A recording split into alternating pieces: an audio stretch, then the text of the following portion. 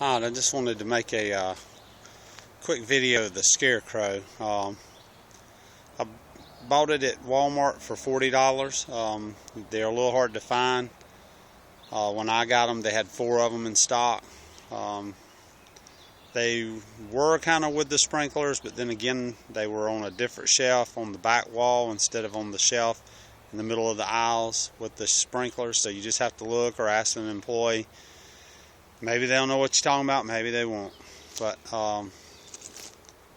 mine, I just looked around for a second and I saw them. This doesn't have the little stickers on the side that looks like a little crow's face, but maybe in last year's model, I don't know.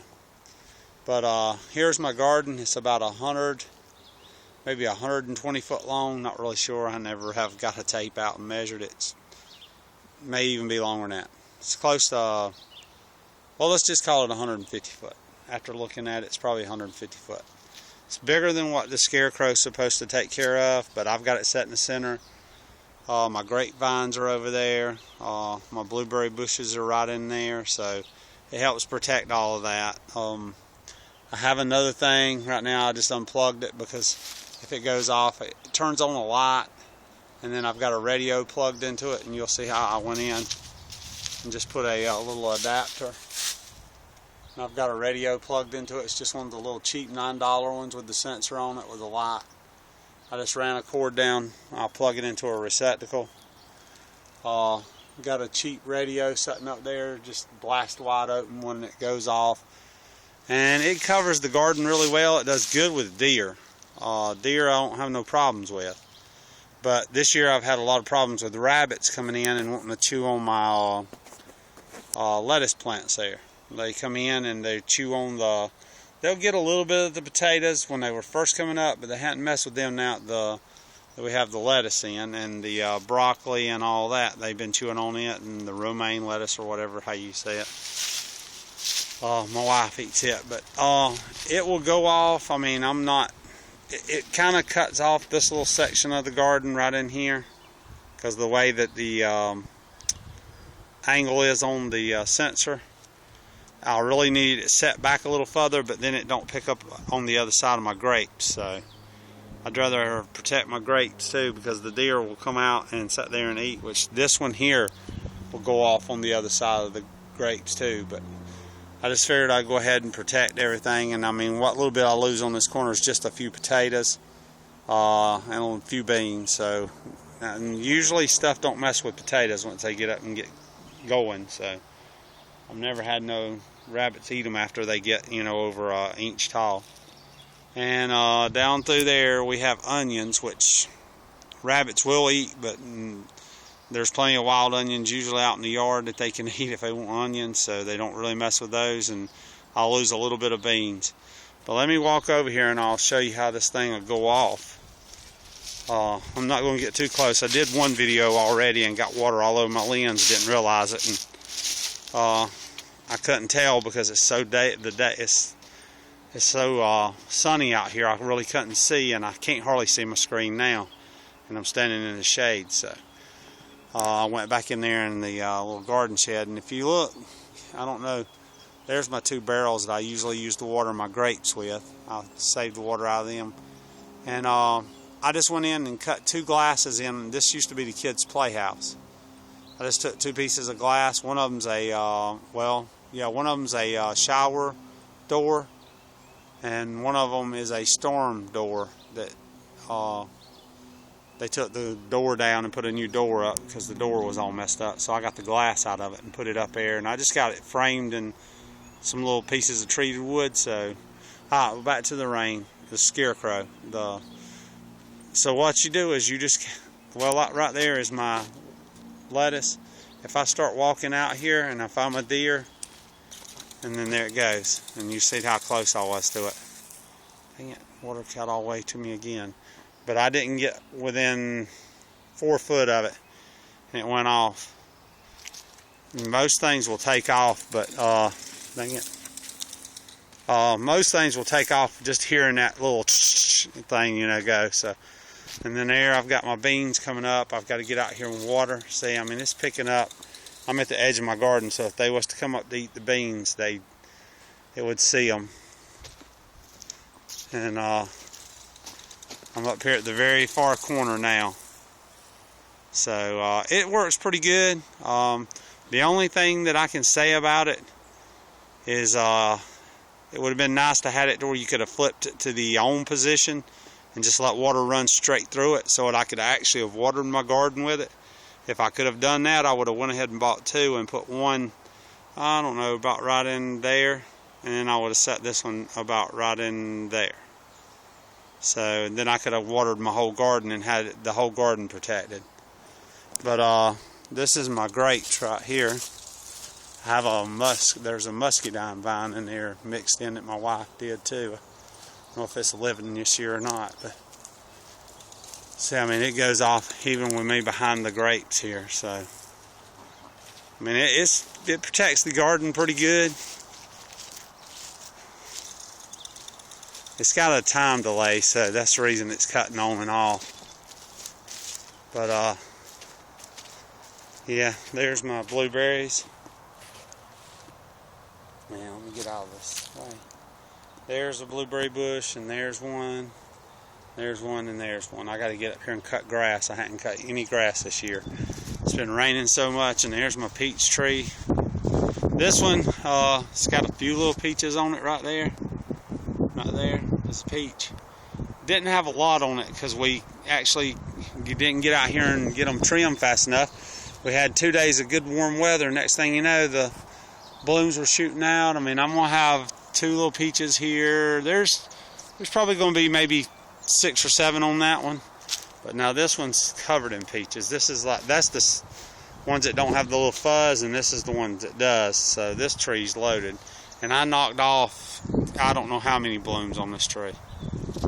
I actually didn't even trim it any this year. So, yeah, we got a bunch of peaches. But see, if you all the way right here, it's not going to protect it. It's just too far away. And then I had to angle the thing at that to get it to work. So if they do come in, hopefully they come in usually from that upper side, and it'll catch them. So, but you got to get on pretty good over here. That's why I say I really needed 2 of them. It finally got it right there. It will protect the broccoli right here. Let it reset and then I'll move again. It's really hard to get it to go off unless you move. Well, anyway, it protects most of it. And then there's some more beans I got coming up. I know it's hard to tell on these cameras. It's in the ground so rough right now. But alright, well, there we are. That's the Scarecrow. Like I say, I really needed 2 of them for this size garden, but I'm kind of trying to protect it with one because the rabbits usually come in from that direction right in there too. They will come in sometimes right in there, but the deer always, there's like a little road that runs right back up in there in this corner, so it's easy for them to get out right there. So they usually come, well, it's not really a road, it's just a path, but we drive sometimes, but they'll come right in there, and that's how they come in. They'll usually come straight down there, come to the grapes, and then come right into the garden. So that's why I set it more this way. Alright, while we're here, I'll make a, see why I'm here, I'm going to walk on down here to the baby goats and let y'all see them.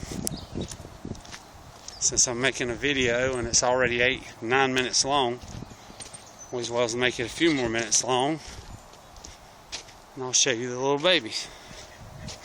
I did add another gate to my fence down there, if y'all have seen it, so that I could let them out without having to, because before I was having to undo this gate, try to get them to come through here and then go out. Well, they didn't want no part of that.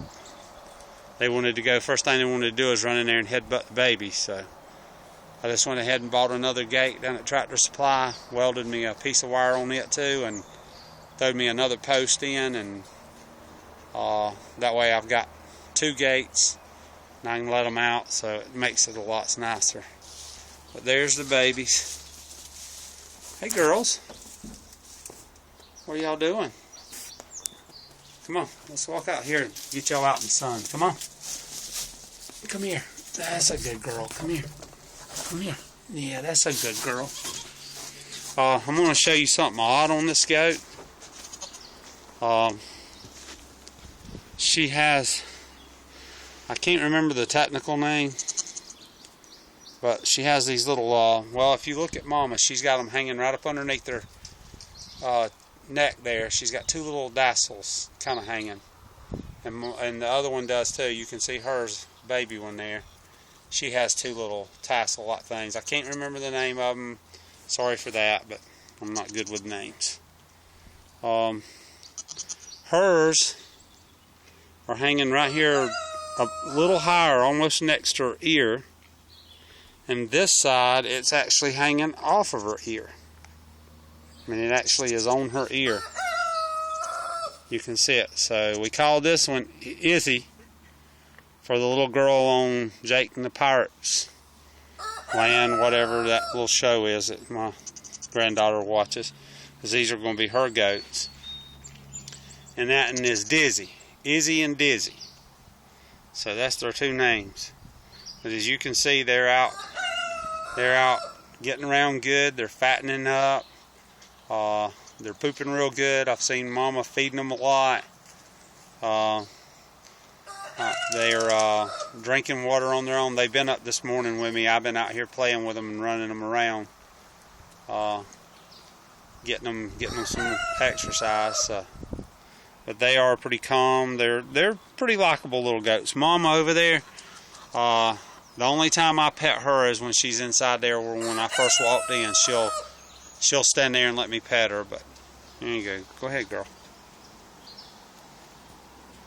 But they're pretty friendly. So hopefully they're going to be real friendly goats. I've been trying to come up here every day and you know, get them out and pet them a little bit and stuff, because my granddaughter, that's what she's going to have them for, is pets. So, I mean, worst case scenario, you know, I mean, it's walking food, but I mean, I hate to say it that way, but they'll never ever be eaten. They will be buried unless unless we hit a SHTF or WROL and there's no food. And we've done eat the pigs, and then we've done eat a few of the other goats, mama goat, and then it will be them. And all of those will be eaten before those goats will be, which I doubt, you know, because I've got a rooster, so all I've got to do is keep a rooster busy on my hens, and I've got plenty of eggs that I can hatch. So that's an endless, really, supply of food up there, as long as you can wait the time and get them up and grow them up to eat them. But yeah, and then plus, if you just eat the eggs, I mean, I'm getting a dozen eggs a day now off of 13 hens and 2 ducks. So like yesterday, I got a dozen of eggs, so that's not bad. I got 2 hens that's wanting to sit on eggs and hatch them, so I've been trying to get the eggs out early as I can, so maybe they'll lay. But there they are. Just thought I'd make a little update with this thing. Y'all have a good one.